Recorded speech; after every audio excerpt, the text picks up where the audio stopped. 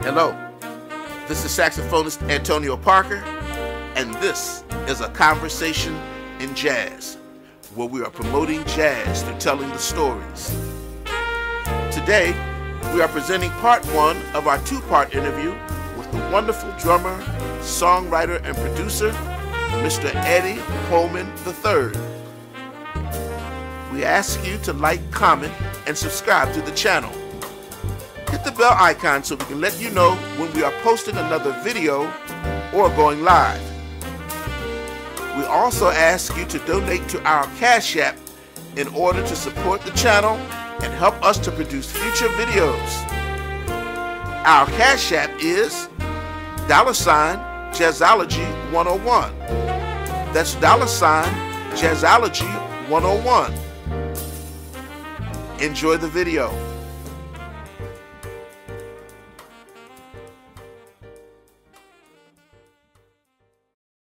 Hi, I'm saxophonist Antonio Parker, and this is a conversation in jazz.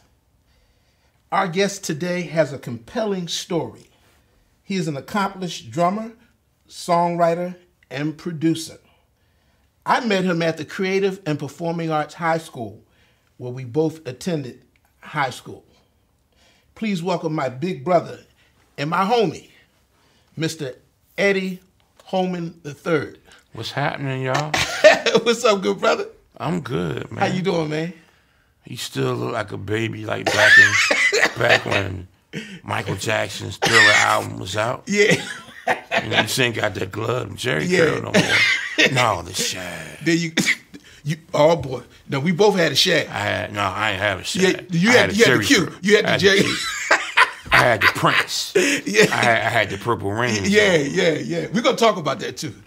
Oh, man. So, man, we go back. We go way back. It's an honor, man, to be able to have you right here. Thank you. And it's an honor to be here and to, do this interview. Yeah, because I tell people, man, you and my boy Munir, y'all like walking encyclopedias. Mm-hmm. Man. So, I grew up in that music environment. Yeah, but we're gonna learn some of that. But we're also gonna learn a little bit more about you and your road. Okay. And so which had a lot of turns and crashes. We're gonna talk about it. My first question: what has it been like being Eddie Holman? A blessing and a curse. So, duality. Okay. So you. I have my father's name. Yes. And a lot of people know my father from the industry, and he made hit records and classic records, and Philadelphia is a very kind of fickle, cliquish town. And it's hard to really get things going there. And a lot of times you have to go other places and make things happen before you're accepted, And my dad had a hard time. I had a hard time. And, a lot of people don't like you because of who you are. They think that you had an easy road because your name is such and such. Actually, total opposite. Wow. And people think that, you didn't do anything on your own merit. Yeah. So you have a lot of resentment. So gotcha. That's hard to deal with, So you born and raised in Philly, the city of brotherly shove, correct? I've been raised like the intruder said, cowboys to girls. I've been raised to cheesesteaks to guns. So what was it like growing up in Philly when you came up? When I came up,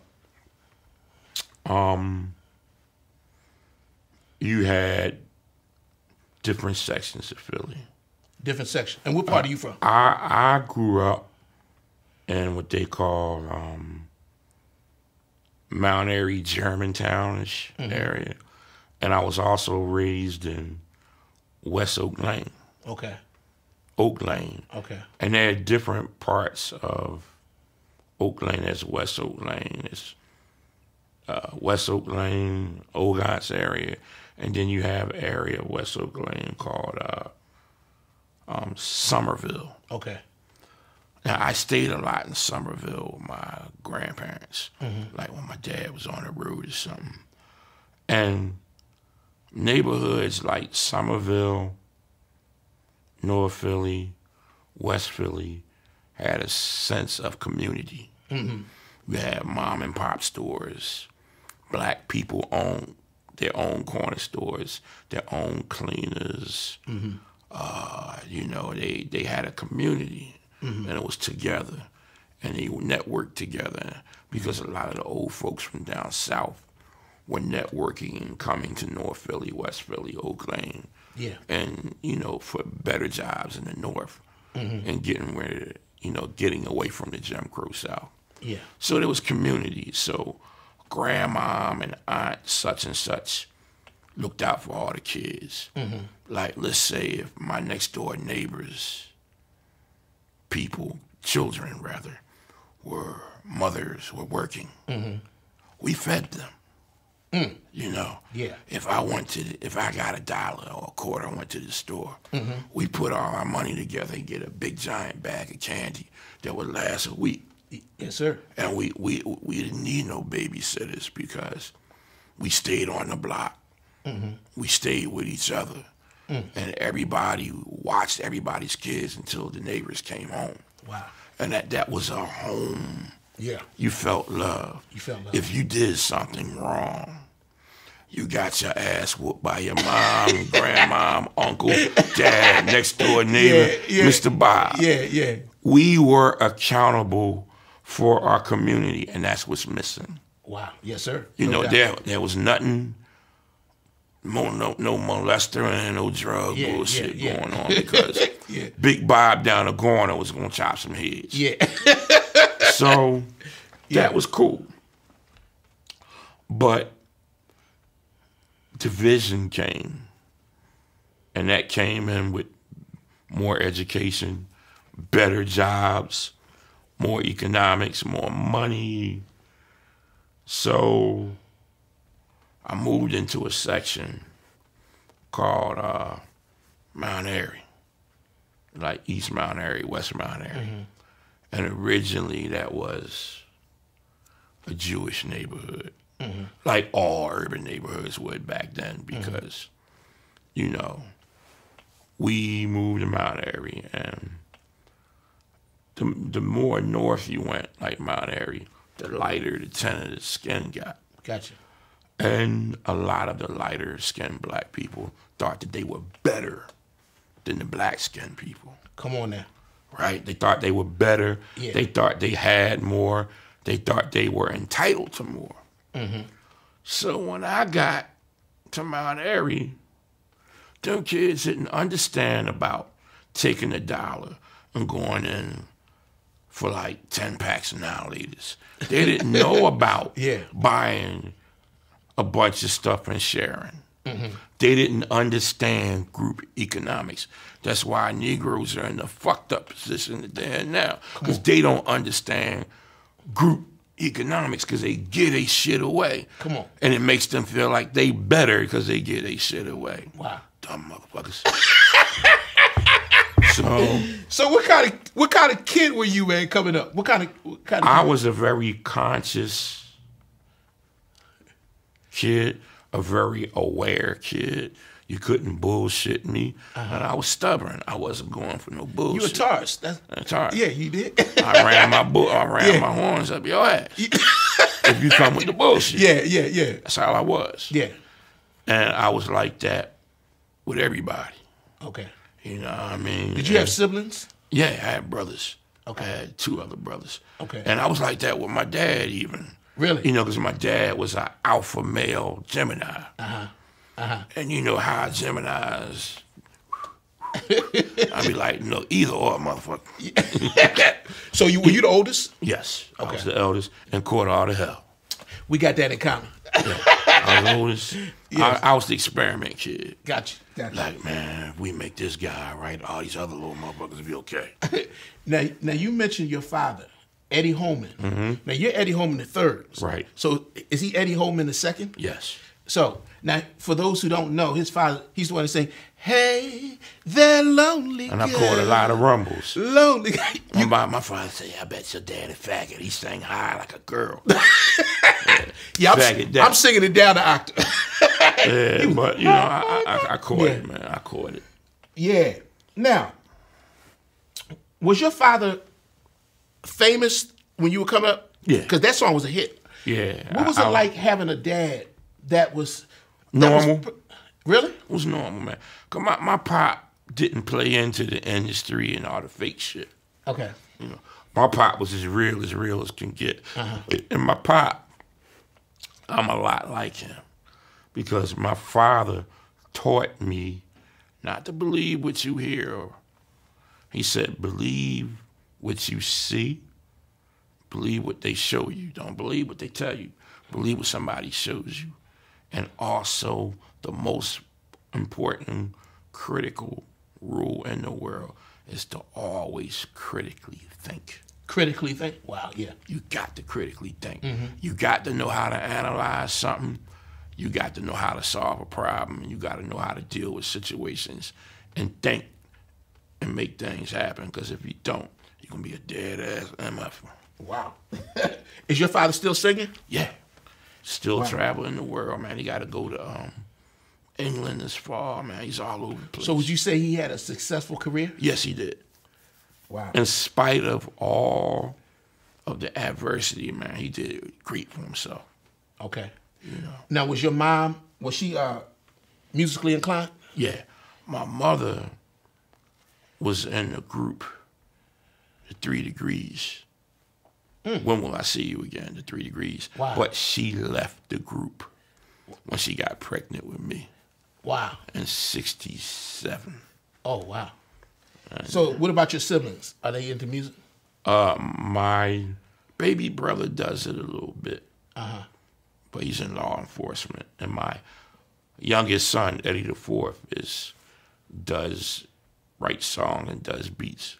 Okay. And he also has a clothing company that makes T-shirts, hoodies. Is that his clothing company? And yeah, and okay. What do you call sweatshirt? It's called Cherish. Cherish?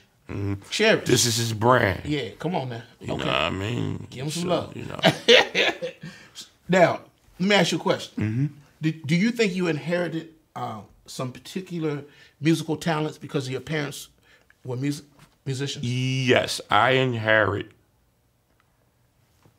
a lot from my dad, and I inherit a lot from my mother. Because, see, my dad is my harder side. My mother's my softer side. See, my dad loved real hard. You know, he was hard. He loved conscious. He loved Bob Marley. He loved Fela Kuti. Yeah. He loved my man, Curtis Mayfield. Yeah, okay.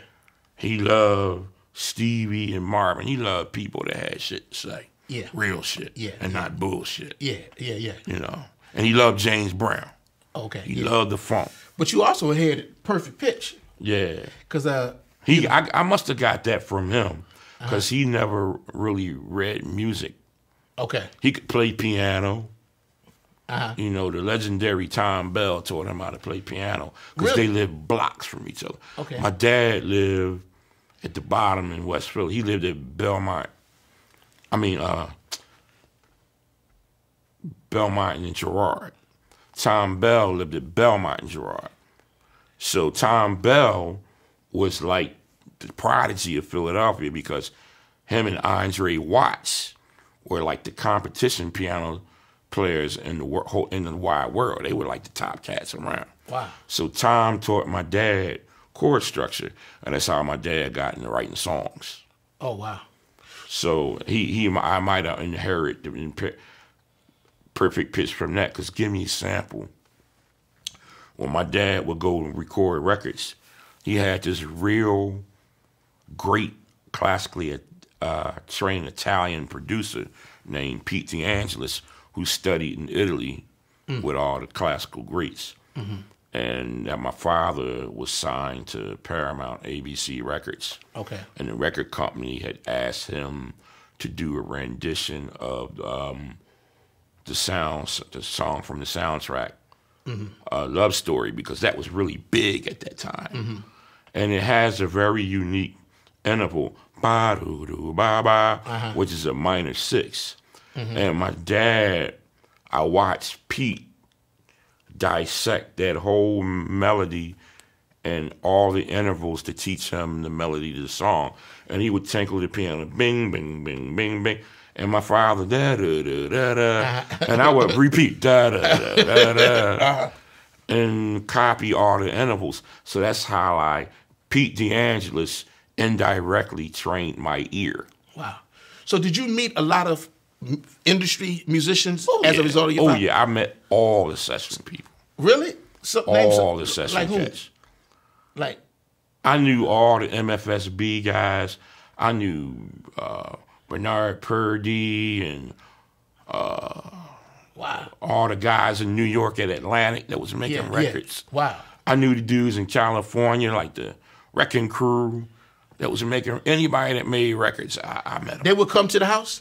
Not the house, but I would be in the cities. Got you. Okay. Where they were recording. Did your dad take you to recording? Oh, yeah. I stayed in the studio. Wow.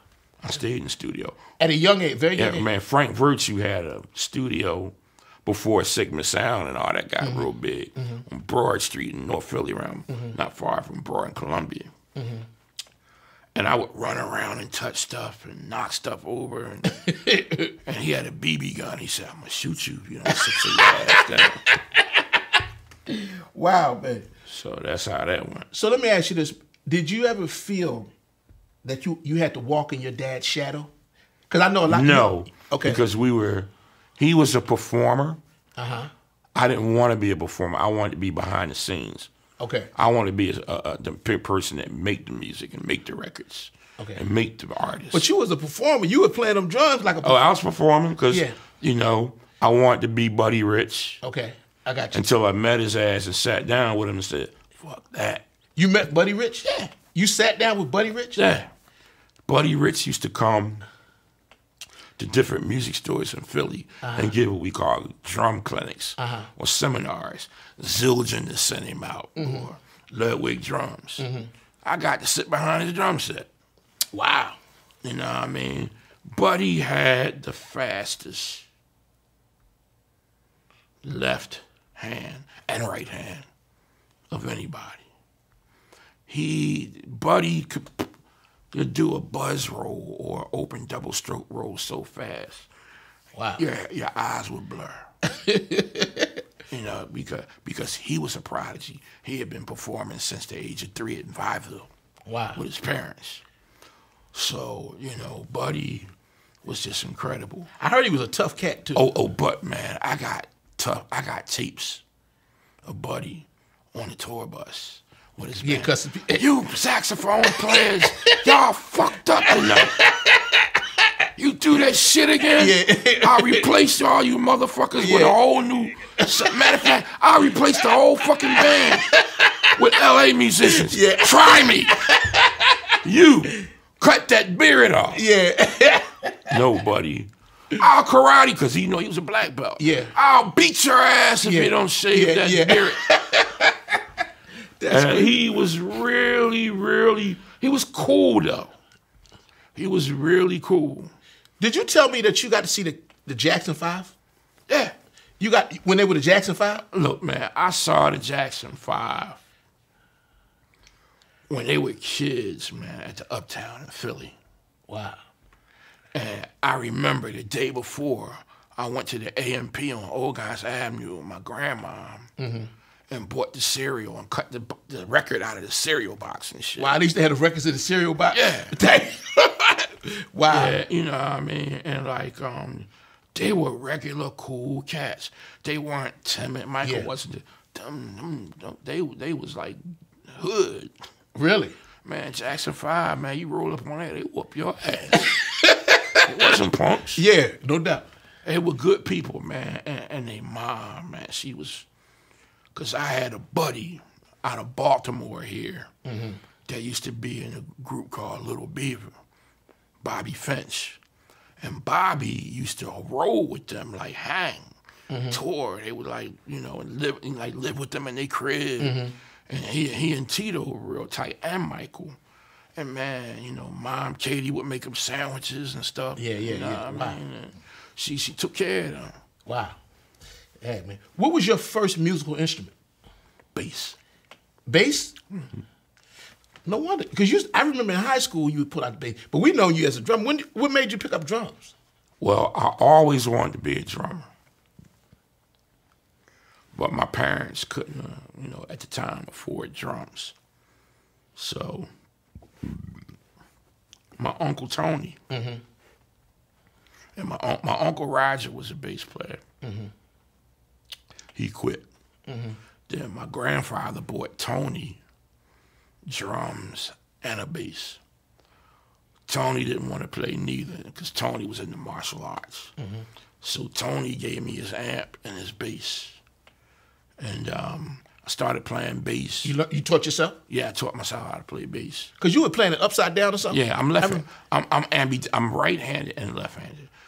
But when I play the guitar and the bass, I play it upside down, left-handed. Yeah, I remember So I'm that. ambidextrous. Okay. And I can play the drums left-handed too. So I got his bass. And when we moved to Mount Airy, it was a chocolate brother like me named Douglas. Played real funky like Larry Graham. He showed me a lot of stuff. And I started playing, you know, in church and stuff. And then there was a boy on Thoron Avenue that had drums. He had a Ludwig set of drums. I gave him the bass, he gave me the drums. You traded the bass for the drum? Yeah. Wow. And I never forget, that was the summer of '78, because George Benson had this real popular album called Weekend in L.A. with Broadway and this Masquerade and all that, Affirmation. That was a big record. Wow. And I was learning all the grooves on doom, doom, doom, doom. And there was a solo, boom, boom, boom, shak, boom, boom, boom, boom, boom, boom,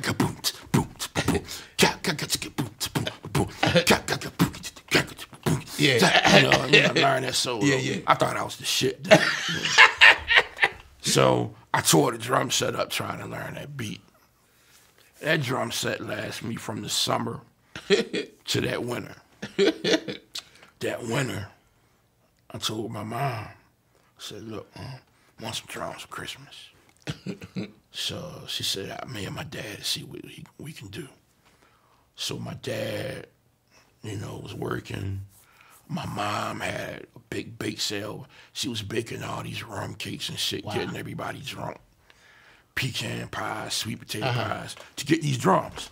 Because these drums was like... She did that to get you some drums? Yeah, these drums were $410. And Ooh, back then, that was a lot of money. Yeah. So I got it for Christmas, and she kept them in my grandma's basement, covered in a sheet. And my Uncle Tony knew.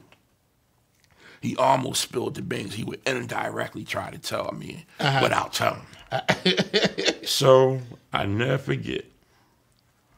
I had this came from my cousin Anthony. Now, my cousin Anthony is Anthony Beverly. That's Frankie Beverly's son. Wow. And Frankie couldn't make it in Philly.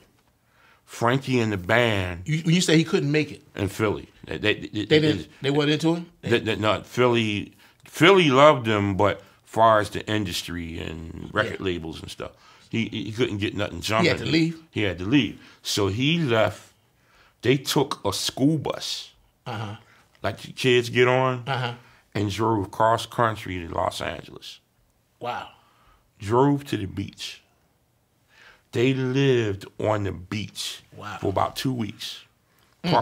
So they get invited to this party. It was Marvin Gaye's soon-to-be wife, Jan, at the time.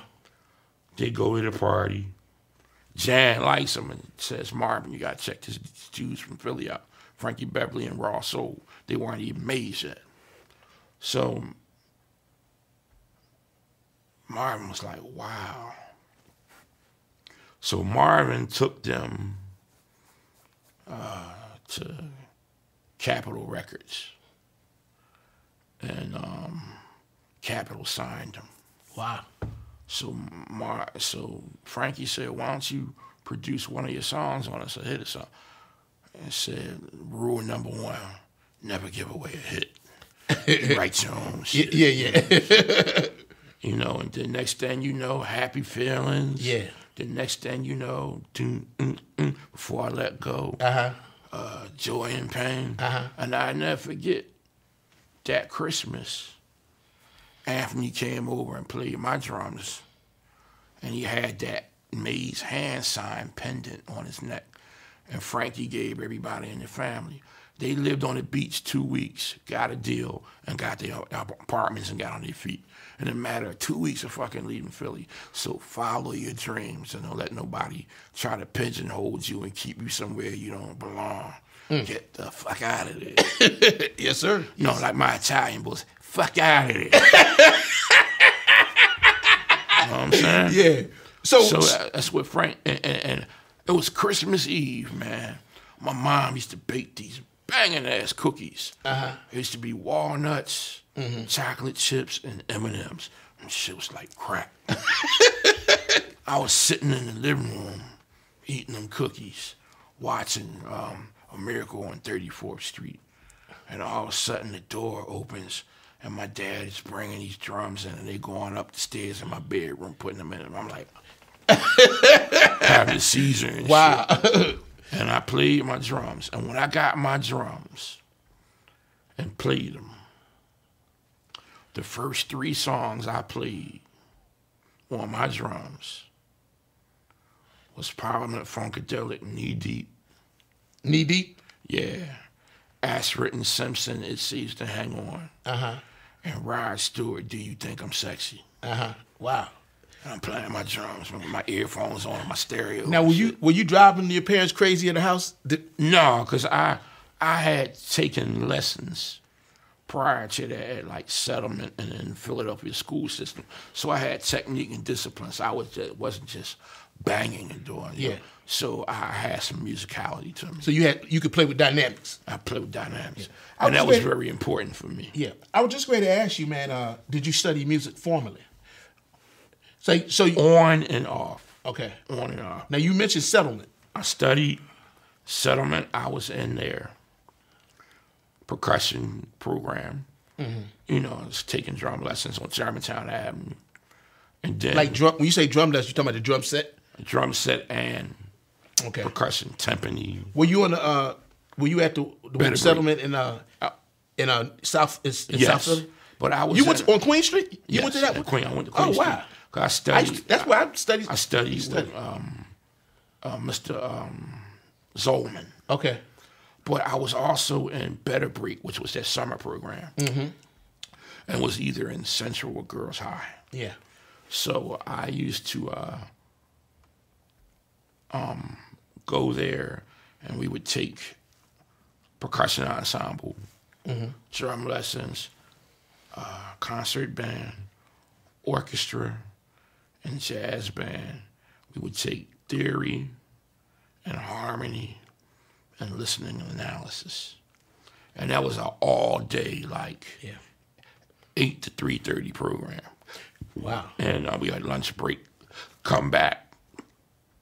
And a lot of the Philadelphia legendary musicians like me, Robert Landon, his brother Byron Landon, Lewis Taylor, Kevin Otterbridge, Joe Patterson, Leonard Richardson, Scott Kennedy, Joey DeFrancisco, Antonio Parker, Donald Ward. Don Ward. Yeah, it could go on. Everybody. Yeah. We all anybody. It's anybody. Yeah. Went there. Yeah. So when I got my drum set, I outgrew it. And I wanted a professional drum set. And at that time, the most 2 famous drummers around were like Lenny White and Billy Cobham, and they were and they were endorsing this company from Japan called Tama, because prior to Tama, a lot of American companies weren't giving the brothers endorsements except Rogers and Fender. So Rogers went out of business because they lost their distribution. Because a lot of companies now were being distributed out of Japan. So when I loved Return to Forever and I loved Cobham, so I would always see him play these big, beautiful Tama drum sets. And the cheapest one was about $2,000. It was called Tama Imperial Star. So I said, I told my pop had just did this tour in England. So I thought I can go extort Dad. You said you go extort him. Yo, Dad, look, man, need some new drums. Yeah. Shit, I get knocked the fuck out. I said, hey, Dad. Yeah. May I have a new drum set? He said, sure. He said, sure? Yeah, he said, sure, as long as it's in a certain price range. I said, that ain't gonna work. I need to be 2,000. My dad said, it can't be 2,000. I need to buy a car. Yeah. So he went and bought a short. They didn't call him Hoopty's done. So I gotta buy a short. So he got the car. So I said, yo, man, look, man, you've always been the solution solver, hustlers in the family. I need some drums. Now, was this before Hey There Lonely Girl? This is way after, man. This is way after. After? So he didn't make a lot of money off the song? He made a nice amount of money off it, but this is Lonely Girl. I was about 3 years old when that was made. Wow. This is flashback to 13. Okay. 10 years later. Okay. So I asked my mom. She used to always get the Sears catalog mailed to the house. And I saw that there was a brand new lawnmower for $149. And it came with the bag, the broom, and the rake, and the clipper joint. Yeah. So she said, I'll get that for your birthday. This was back in like early April. My birthday was like April 23rd. She bought that April 23rd because my boy, Charles Thorpe, Chucky, he had a lawnmower with his parents, and we used to go around and hustle. Yeah. So I already had the clientele. Because Chucky fell in love with this girl, and he said, fuck that, man. Eddie, you can I'm going to go get this tail. Yeah. He said, you get the tail. I want the paper. Yeah. So I would make deals like right off of Stanton Avenue and Mount Airy Avenue where I lived. There was this development called Rodney Street that had a whole block of twin apartments, duplexes. I made a deal with that block. I had that block. I had Sydney Street. I had Mount Airy Avenue. I had Doran Avenue. I had Durham Street. Man, I had a whole neighborhood. So what I would do, I would get up 6 in the morning, cut grass, all the way up until 7:30. Put my lawnmower in the garage. Then I would catch the S bus, which is now the 18 bus, to Broad Nolly and walk To Zaff's? No, I would walk to Girls High for camp. Okay, girl. Yeah. And then we would do camp, and then lunchtime. I love lunchtime because I don't know if you ever had it. Everybody eats Popeyes, but back then they had hot sausage. They had Church's chicken. Oh yeah, I remember, that was stupid. Yeah, I remember that. Church's. They had Church's chicken with the coleslaw and the biscuits. Man, I remember though. I used to eat that chicken And Chuck Thorpe's pop used to come give us a little pocket money or whatever. And we would eat the chicken and say, "No, y'all ain't eating the chicken." He would eat the chicken like he was making love to the motherfucker. Right? And he would suck the bone back. That's how you eat chicken. I'm like, right? Oh, so he and Kevin Otterbridge and my boy like crazy ass Henry McMillan. They would go to Mimio's at the corner by the photo studio next to Central, and they would order pizza, 1 sausage, 1 pepperoni a piece, and a Pepsi fountain soda.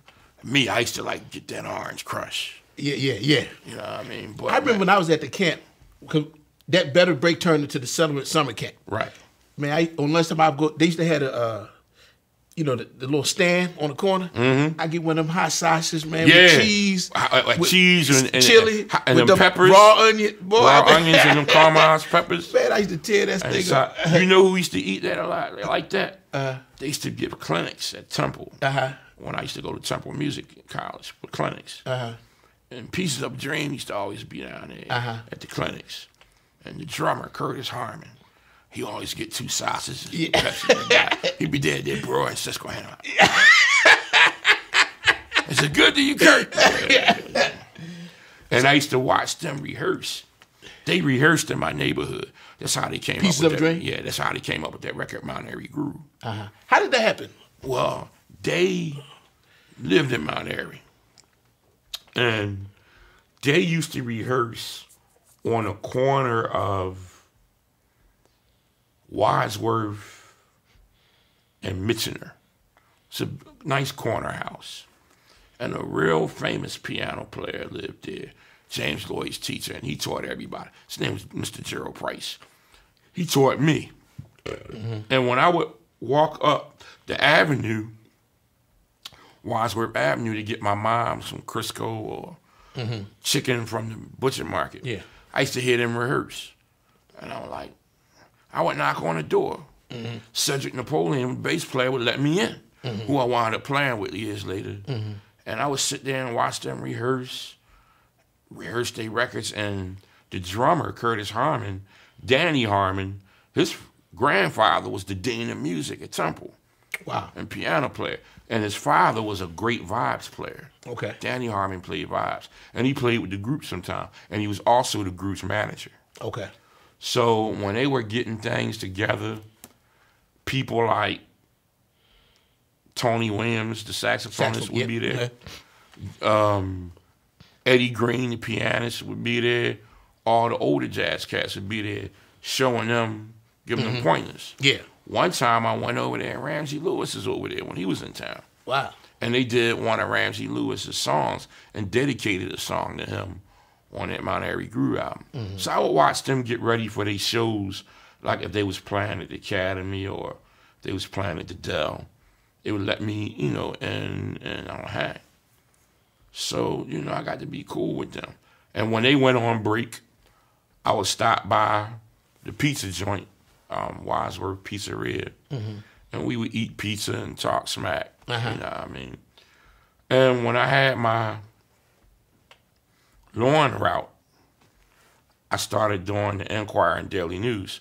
So after I come home from camp, I would deliver the Daily News and then do the Enquirer on the weekend. And on Fridays, I collect all my money. I be balling like a mug. I saved my money from April to, let's say, week before school, September 8th. Gotcha. I had $2,400, I saved. Wow. I bought my drums, my school clothes, and my brother's school clothes. Wow. Right? Now, the same people I was hustling in the summer, whenever it snowed, I saw a money runner coming out the sky. And I shoveled their snow. Yeah. You was a hustler. Make that money. Straight up hustler. And these young boys is lazy as hell. It's snowing, they want to sleep. Yeah. When I snow, I see motherfucking money coming out the sky. In the summertime, when it rains, I see money coming out the sky. You say you see money coming out the sky? Yeah, I get it. Yeah. And, you know, so when I bought my Tammers and came to performing arts, I met a brother who I'm very, very close to till this day, that I've known since I was 4 years old. And his mother and father and my father grew up. And I'm talking about Carlos Jones. My man Carlos. Man, me and Carlos, man, joined to the hip since back in the day. I just put he just sent me some work to do some tracks for him. Yeah. Man, me and Carlos is the most unique, creative being I ever met. Carlos is the white Joe Zolanol from Weather Report. When me and him he's get the to black. play, You mean he's the black? Lord have monkey. Sorry. He's the black Joe Zolanol. Yeah. And he's Coltrane and one person. Me and him get in my basement. Yeah. Yeah.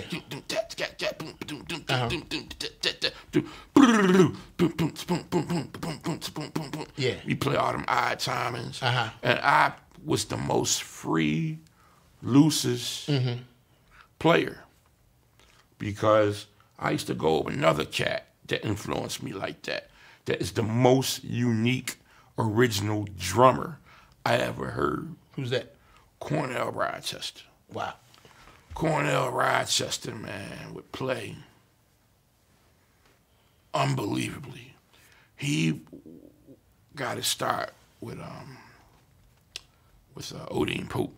And Odine Pope and all them and Gerald Beasley used to come to Settlement and do concerts. And that's how I encountered Cornell. Wow. And I ain't been the same since. Wow. And is he still around playing? Yeah, he's still all over Europe. And wow. He lives in Philly. Okay. But he lived in North Philly, and I would go in his basement, play his drums. He would do a lot of those concerts down Penn's Landing. I'd come and hang out. Wow. And he was a good guy. He would do jam sessions and out. And that's how Levin Hines inherited the jazz program, because Max Roach started going on tour. I mean, Odine Pope started going on tour with Max Roach. Okay, because Odine was doing it, right? Right. Then Odine got his thing going in Germany and left Max for a while. But he eventually came back. And that's how he got Cornell and Gerald doing their thing.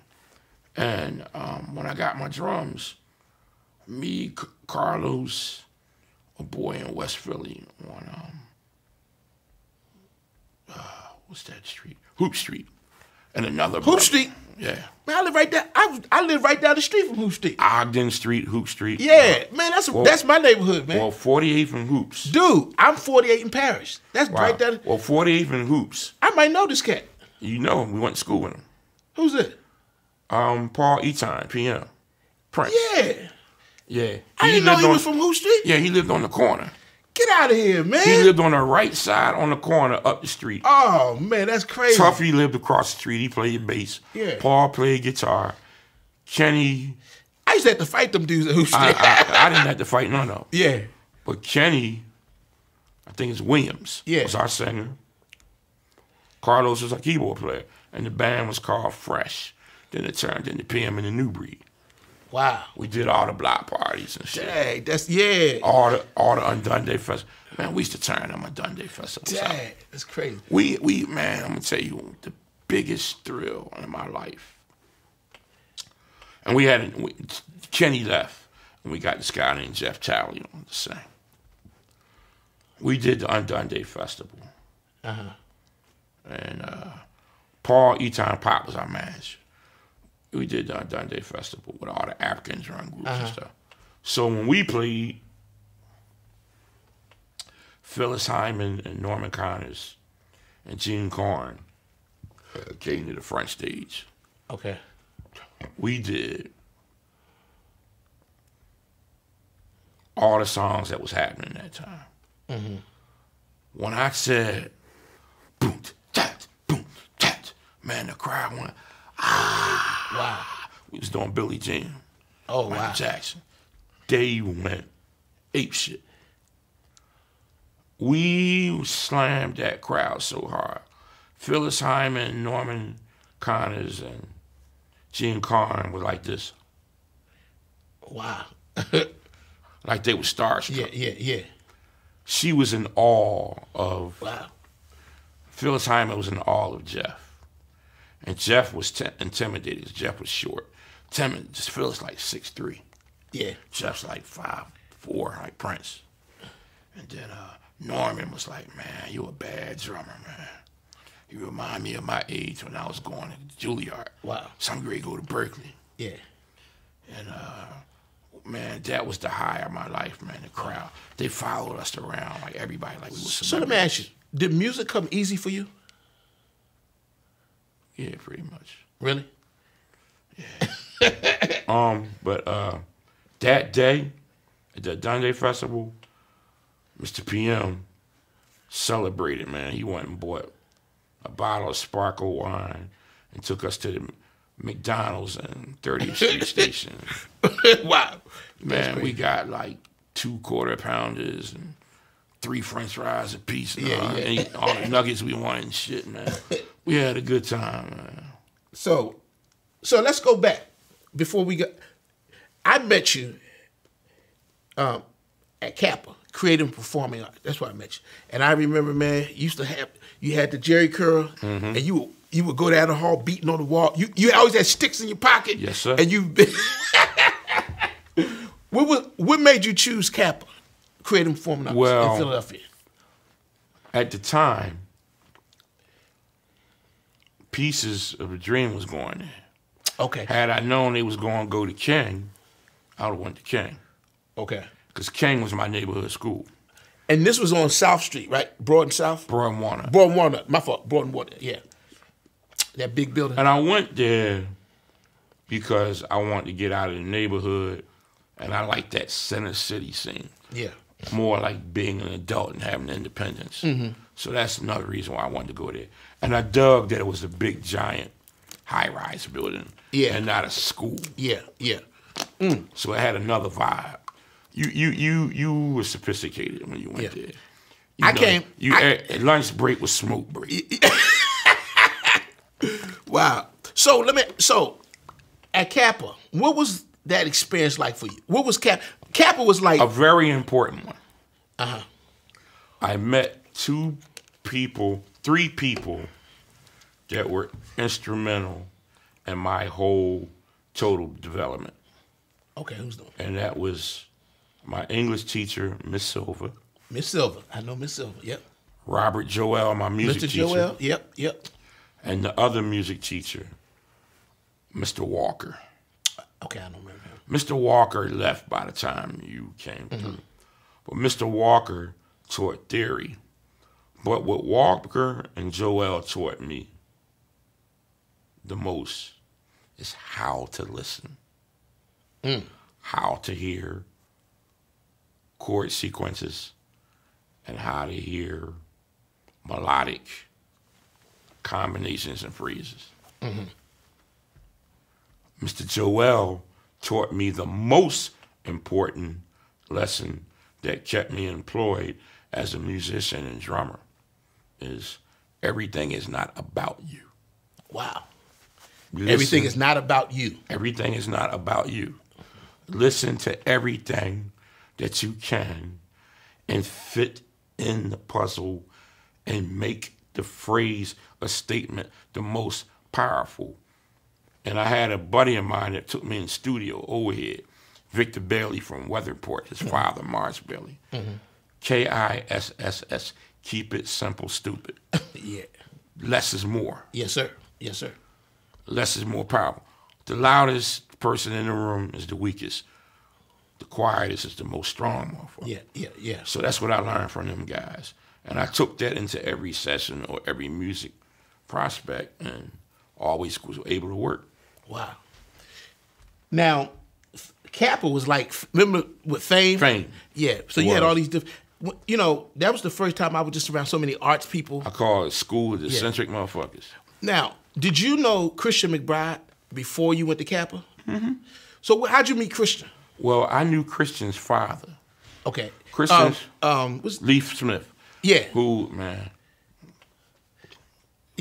killing on this. Yeah. You know, everybody think Christian the man. Yeah, he cool. Daddy got some shit. Yeah. So I used to be on the session scene around Sigma Sound and different studios, and Lee would be on the sessions, and I used to do some things with him like jingles and shit. And you know, he said, I got a son that was mean, man, boy. You on my head, he playing. Yeah. I'm teaching him. And Lee played on a lot of Blue Magic records. Okay. And he also would go back and forth to New York when he wasn't in the studio because he was Sancto Mangarea's bass player. Okay. As well, Latin guy. Yeah. So, you know, I would see him around. We would do workshops and stuff when I was in high school, play around the libraries and stuff. And when I was getting ready to graduate from performing arts had some kind of open house. And they were featuring some freshmen that were going to come in September. It was Christian McBride and Joey and Francisco. Wow. So is that where you first met them? That's why I knew Joey since Joey was 11 years old. Wow. I knew Joey 3 years prior to CAPA. Before Really? he came to high school. So you knew Joey different. Joey was in Better Break in the Settlement Band. Okay, yeah. With That's Lewis right. Yeah, Robert yeah. and all of us. Yeah. And when they came to the open house, we played some kind of function for the school. And that's how I first heard Christian play. I had already heard Joey and played with Joey, but I had never played with Christian or heard him. But I never forget Christmas break from Berkeley. I was coming out of the bus terminal because I was playing Atlantic City on the side. And I was walking up Art Street, and I see Christian McBride carrying this big box and his mother carrying another box.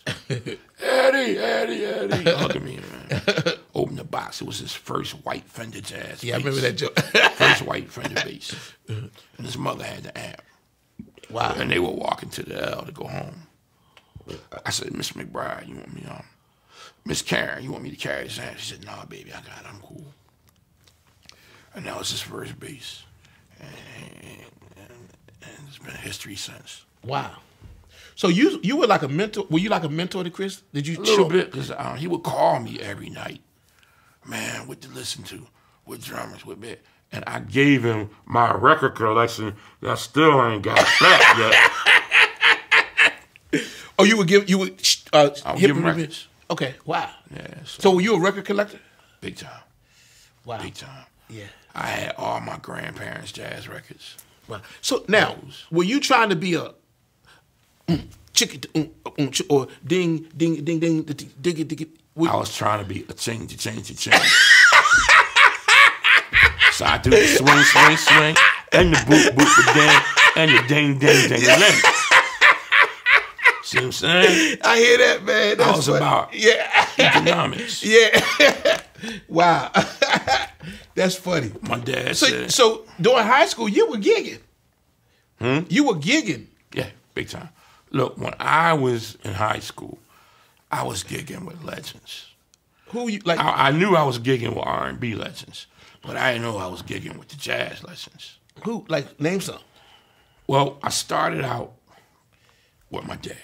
Then went from like Delphonics, Stylistics, Intruders. You played with them? Yeah, Harold Melvin, Blue Notes, all the Sound of Philly people at 3 Degrees, all them folks. Then,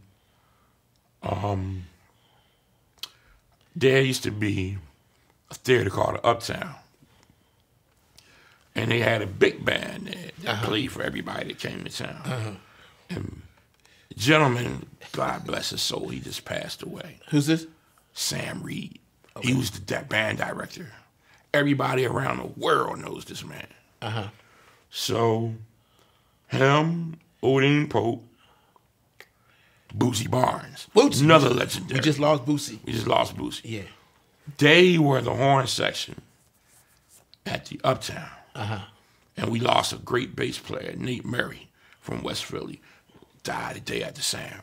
Okay, wow. So they told me, look, man, I see you collecting all these jazz records. The guys that made these records, man, you need to go down West Philly, 45th and Market. It's a club called Nally's on the corner. Yeah. And my boy on Belmont Avenue, Kevin Bethea, his uncle owned the club next to it, and our rehearsal hall was upstairs from that club. So I'm always down there. So, and there was an organ player named Luther Randolph that played down there a lot. Not knowing that Luther Randolph, my father was signed to his production company to make his first hit in Barbara Mason's classic record, Yes, I'm Ready. My dad was all in that. And I was sitting in for about 6 months before he knew my name. Wow. So I come in one day. Boosie Barnes said, you know what? What's your name? I said, Eddie Holman. He said, I put your daddy in the Musicians Union and the Black Musician Union, where now the Clef Club is, when he was 11 years old. Wow. Right? And he was like, wow. I said, Luther, come here. This Eddie Holman's son. And he was like, because he wanted to know what my name was, because we played this tune by Jimmy Smith called The Sermon, and it had Art Blakey, and I could nail that Sermon? groove. Yeah, The Sermon, I could nail that groove real good. And Jimmy Smith's nephew at the time happened to be my drum teacher. He was on tour with Sonny Rollins and Dizzy Gillespie at the time, Tommy Campbell. You were? No, he was. Okay. Tommy Campbell, that was my teacher. Okay. Who wound up becoming my teacher at Berkeley. Oh, wow. 3 years, 2 years, a year later, up in school, because he left Philly to go to Boston and become the head of percussion up there, whatever. So when I sat in, there used to be this dude that come in there, short, dark-skinned dude that had this beautiful tone. He said, yo, man, he played on Someday My Prince Will Come. Hank Mobley. Hankenstein. And Hank, at the time, only had one lung. Yeah. And had a better tone than every fucking body. Wow. Yeah. And he loved me. Yeah. Because I played like his favorite drummer. And that was Lex Humphreys. And Lex Humphreys showed me a lot of stuff. But Lex was out of his mind at that time. And kind of ran in his family. Johnny Cole's on trumpet. I used to go down Broad and Fairmount and play with Shirley Scott. Her son, Doug Scott, is an amazing drummer. He used to show me stuff. And Trudy Pitts. Trudy, yeah. Great organist. And I used to hang with her son, TC. Yeah, TC, yeah. Me and him were like real tight. Mr. T, what's her husband, Mr. T, is it Mr. T? Yeah, Mr. T, and Mr. T, TC yeah. the third. The T, yeah, TC, yeah. We had a good time, you know what I mean? And then I used to hang a lot in Mount Airy at the rec center, and Grover would be there. Go Washington? Yeah, and then I would play tennis with his son. And then Jason Wells, that went to school with us, would play tennis. I would go play tennis. Me and Jason, we talk on. Yeah, I would go play tennis with him and Shauna. Dr. J would be over there hanging out Teddy Pendergrass. He had an Olympic swimming pool. Wow. Commercial, movie screen. Now, you was telling me about Grover. Did Grover live around where you lived? Or you knew Grover, though? Yeah, he lived in, I lived in East Mount Airy. He lived in West Mount Airy, Chestnut Hill. Okay. Now, how did Grover get pieces of a drink? How did he do Well, what happened was, well, see, what happened Grover had a group that had John Blake, Sid Simmons, Tyrone Brown, and Pete Vincent, and this cool-ass guitar player, Richard Stecker. They used to play for my father. Those guys were originally my dad's band. My dad was moving. He moved out of Philly for 2 years and moved to London. And he hooked those guys up with Grover, because Grover used to share the piano player. And my dad used to share the piano player, but the piano player didn't have an electric piano. So before Grover made it big, Grover lived in West Philly off of 62nd Street, on a little side street called, I think it was Sherman Street or something. It was small. And my boy that played bass with me, that used to be in New Breed, Coop, his mother bought Grover's house. And then when Grover made Mr. Magic, he moved up Chestnut Hill, got the big house with the swimming pool. And that's how, like when Grover was alive, he saw my father, he always hugged him, man. They were cool. They So where did he hear Pieces of a Dream? Well, what happened was Tony Williams wasn't a music teacher, but he was a musician. Tony Williams was a gym teacher. And there was a school right next to King High School, middle school, called Ada Lewis. And Tony had the jazz band, and Pieces was the band. And they had a concert. So Tony told Danny Harmon at Temple and Danny Harmon Jr. to come, and Gerald Price, and they told him to bring Grover. So they brought Grover, and that's when Grover had an idea who they were. Then 3 years later, no, 6 years later, they're like in their last year at King. And King was having some kind of fundraiser. Grover came. Grover had just left Motown Records and signed a deal with Elektra Records. And that allowed him to have a production deal along with an artist deal. And he was getting ready, like Lloyd Remick and all the lawyers had the paperwork set up for Locksmith. But Grover's wife had a business mind. She said, baby, look, Locksmith is great, but you will have more leverage with Pieces because they're younger and don't have much experience, and you could mold them and guide them and have more control. So he gave Locksmith deal to Pieces. Oh, wow. And put that album out. And Locksmith said, well, okay. They went with Clive Davis and signed the deal with Arista. And they wanted Harvey Mason to produce them, but he couldn't because he was too busy in the studio doing sessions. So they produced their own record. Just like my boy, funk band from Philly, Breakwater. They wanted Harvey to produce them, so Kay wound up producing the album instead. Okay. So it went well. It was the best thing for everybody.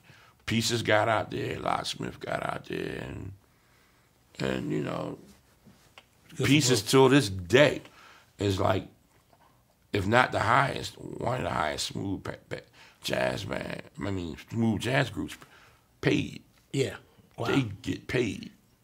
And they work all the time. Cha-ching. Cha-ching. Them guys do over 250 dates a year. Wow. Minimum. Wow. So, we're gonna take a little. I got a few more questions. Then we're gonna take a break. All right. All right. After high school, after you graduated from CAPA, you chose to go to Berkley College. Yes, I only went to Berkeley is because Quincy Jones went there and Arif Mardin. They were my two favorite producers of all time. Oh wow! And if I had any sense, I should have went to either University of Hartford or Temple. With Jackie Mack? Yeah, with Jackie McLean, because he offered a full scholarship. I could have got a full scholarship from Mr. Harmon at Temple, but, you know, glitz and glam, kicked my butt. and I got out, man, and had like a 10-year student loan. Yeah. So did you finish Berkeley? No. Okay. I went for now, how long were you? Semester and a half. I mean, almost 2 semesters. So who was there when you? Who was at Berkeley when you? Man, the cats. Layla Hathaway, Will Calhoun from Will Color, Jovan Jackson, Dave Dyson, your boy Vince Evans was Vince there, Evans, my man Cyrus Chestnut, Jackie Turson. Wow. Cindy Blackman. Wow. Terry Lynn Carrington. What's my boy name, man? Played the Gene Jackson. So wow. So it was musically. Music. What was it like for you musically? Fire. You had to raise your game. Man, you couldn't come in there bullshit and you get stepped on like a roach. Pissed on like an ant. And I was on A game all the time, man. Were you playing around the Boston area? Yeah. Wiley's, Rouse. Okay. Wow. But I never forget when me and Will Calhoun met formally. I was in this practice room, and Marvin Smitty Smith had just walked out because he was in town. It's too bad, motherfucker, man. I said, thanks, man. You the shit. You remember me? He said, yeah, I remember you. I remember you in Philly when you came to the show, to the Kevin Eubanks show. Yeah. He was a young boy then. Yeah, wow. And you was nice then. Yeah. So, and Will was standing back like, yeah. He said, yeah, man. Hey, man, my name is... I said, I know who you are, brother. Yeah. You like Lenny White. Yeah. So did you get a lot of love in this music thing, or did you have to endure a lot of hate? No, I got a lot of what you call resistance. Why? A lot of people, because they're not where they want to be and you're trying to get where they want to be too, they want to make it as hard as for you to get there until they get there. Mm-hmm. Yeah. That type of thing. So people, you had some haters? Big time. I had haters that was smiling in my face for years that I thought were others. It took me 20-something years to find out they was full of shit. Wow. Did you, in your music career, did you get some? Like, did you get yours? Like, did you get Not really. I'm an unsung hero. You didn't get a smidget of it? No, I ain't getting nothing. There's more to get? More to get. It's all to get. He said it's all that. I heard that, boy. Before we take a break, right? Mm-hmm. There's some musicians that you've mentioned that we both knew. I did like the guys that I was working with in West Philly, like Hank Mobley, Coles, and all the great guys. Like I studied with Philly Joe Jones. Okay, wow. He was one of my teachers. You studied with Philly Joe? Yeah, he was one of my teachers. And Tommy Campbell. And I used to hang when the school moved to South Philly. I used to hang across the street with the legendary Mickey Roker, who was the drummer for the Modern Jazz Quartet. Ella Fitzgerald. Sarah Vaughan, the Heath brothers. Speaking of the Heath brothers, James Heath is James Ntume's father. And my father, Ntume, and my godfather graduated Overbrook High School together. Okay. Before Ntume was a great musician, he was an awesome athlete, Olympic level. Wow. And then, he was Miles Davis's godson, and Miles Davis put him in the band on percussion, and his thing has been history ever since. Wow. So, now, there's some musicians that we both know. You mentioned some of them. And I didn't know they were legends until I went to Boston and started collecting records and discographies. And I was like, man, that's my man from 40th Street. Oh, shit. Yeah. But I want to talk about your relationships with these cats, like Robert Landon. Oh, we were joined to the hip since 1977 as brothers. Yeah. Me and Robert was some naughty little dudes, man. Robert corrupted me. Robert. Let's get this straight. Yeah. My son is like, Dad, why are you so... Your guy, Robert's my son's godfather. Your godfather did this. Not Robert. Beautiful brother. Robert. They lived across the street from the Optometry Academy. Mm-hmm. And I used to go over Robert's every weekend. Because Robert was collecting. And Robert had a giant stereo. Yeah. Big ass TV. And he had a finished basement that was huge. Yeah, I remember that. So me and Robert and Byron would go downstairs. And we would order Chinese food. We would watch Bruce Lee, Enter the Dragon, in every Bruce Lee movie, and get the whole history on Bruce Lee from Robert. After that, we would put all the Coltrane records on, all the Max Roach, all the Art Blakey, all the jazz. Wow. After the jazz, when we got to be about maybe 15, we would wait for his father to go play football, and we would raid his bar. And we would drink this green shit. I don't know what it was. Dark green shit. It was good. After we get drunk, we talk shit and go play. Wow. That's good. And then after we play, I got corrupted. Yeah. He put on the porn. Too much information. And then, man, then you know, we thought we had the upper edge because we saw everything. Yeah. Me and Robert had a joke. He said, Eddie, when we get old enough, we gonna go on tour. And the tour is gonna be called the Filthy McNasty Tour. And we wind up going on one, but separately. Yeah. We both wind up going to Singapore. Okay. And it became the Filthy McNasty. Yeah. You what about his brother, Byron Wookie? Byron was a little more low key. So, okay, did he look up to you? No, I looked up to him. Really? We looked up to each other. He's a playing cat. Byron, give you an example of the dynamic between me and Byron. Tony Williams was the father. You mean the drummer, Tony? Okay. He was the father of fusion and fusion drumming. So I was always into him. Byron hadn't grasped that or got hip to that yet. So when I went over Byron's, he hit me to the Miles Davis Tony. I hit him to the John McLaughlin Lifetime Tony. Wow.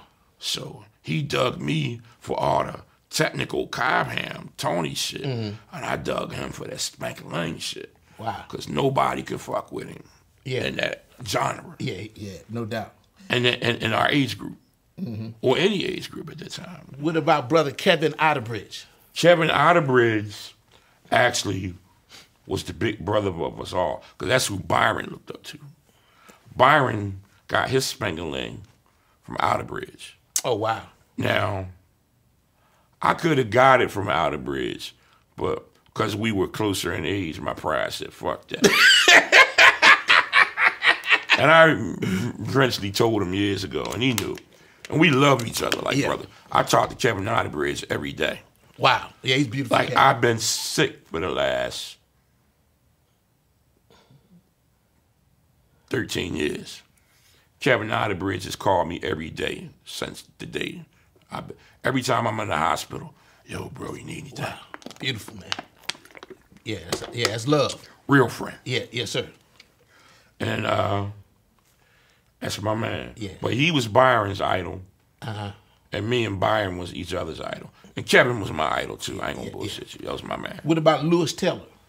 Lewis, I love Lewis, but I didn't get along with Lewis because Lewis was a bully. He was a big baby Huey ass bully. Really? He used to like to mess with the little guys. Yeah, yeah. Like I'd be in the hallway and he'd run around, slap me in the head real hard and run and shit. You know what That's I mean? hilarious, man. I had a big brother named Anthony Hurdle. He used to light his ass. Tony, I was going to ask you about Tony Hurdle used to keep everybody. Yeah. Turn on, he look, that's 6'8". That's my boy. Don't fuck with him. He's a man. They used to call you 6'8"? Yeah. Why they call you 6'8"? Rob could tell you that. I'm going to tell you. Okay. We were in jazz band. Uh-huh. They were throwing out the charts. One was in 5/4 like that. 6'8". I want this. I want to play this. This is 6'8", because 6'8", my thing. Yeah. And they from that day ever on, 6'8", 6'8" this thing. Yo, they call me Little 6'8". Little 6'8". That sound like a rap name. No, they got 6'9". Yeah. I think the cat 6'9", you 6'8". I was 6'8". Wow. They said, let 6'8" play that. That's funny. Anything in 3 or 6'8". What about Leonard Richardson? That was my boy. Me and Leonard talk every day. Me, Leonard, and Kevin Otterbridge talk every other day on a 3-line, 3-way. I remember I used to come from, I don't know if I was coming from Settlement or whatever, but he at 46th and Market, Leonard was like, it was a little store, and it had a little store window. And he would be in there selling, I guess, candy or whatever. Yeah. And, man, I would go and we would just rap. I'm going to tell you, Leonard used to work in hoagie factory. He made the most bangingest hoagie in the world. Really? I'm going to tell you about Leonard. I gave him a nickname. You gave him a nickname? And everybody cracks up. Leonard is the nerdy, militant, intelligent. No, he's the nerdy, militant, and what was it? The nerdy, militant, intelligent. Okay. Yeah. Nerdy, militant, intelligent. And you mentioned Tony Hurdle. Man, big man. Total militant. Huh? Militant. Yeah. Tony was like my father. Yeah. And he taught me what my father told me. Yeah. If you do a gig and you agree to get paid a certain amount of money, get paid. I never got. We used to do gigs with Love It. Dig it. Love It hot. I got a gig. My man. Love It, the gig would be 100. He pay you 30 and keep 70. Earl would be like, you don't give me my motherfucking money. You wild cat. Love It, you don't give me my goddamn money. Man. We be high-fiving each other. You come from the University of Eddie Holman. Oh, man, we had, wow. And, of course, Joey and Chris, you mentioned the two young guns. They're the young cats, but these were the old heads. They were my old heads. Yeah. Y'all cats. Anyway, man, one more question before we take a break. Do you have a life philosophy? Huh? Do you have a life philosophy? Like, yes. Okay. My life philosophy is in phases, meaning the number one rule is to critically think. Critically think. Mm-hmm. Mine your resources. Mine your resources? Let them be beneficial to you and your family and your community. I would say, don't take nobody's word for nothing. Listen to what they say and watch what they do. That'll tell you what's accurate. I would say, listen. Listen to both sides. I would say, don't judge, because you haven't been in a certain pair of shoes and took that route. Yeah. So you can't comment on it unless you've been through it. Yes, sir. And whatever goal that you want to accomplish or anything good in life, this is the last part, you have to go through to get to. Come on. And if you can take those principles, you will see movement and progress. Beautiful. Might not be as fast as you want, but it'll be. My man. I say. Man. Whoo. I told you. You and my boy Munir, man, y'all like walking encyclopedia. You gave us a lot of history, man, a lot of life philosophy, stories, beautiful, man. We're gonna take a break, and we're gonna come back, man. We're gonna learn more about you, man. Some of the challenges that you've had to endure and face, and some other things you've been working on. So, you've been listening to my big brother from Philadelphia, Pennsylvania, Skillet. Mr. Eddie Holman.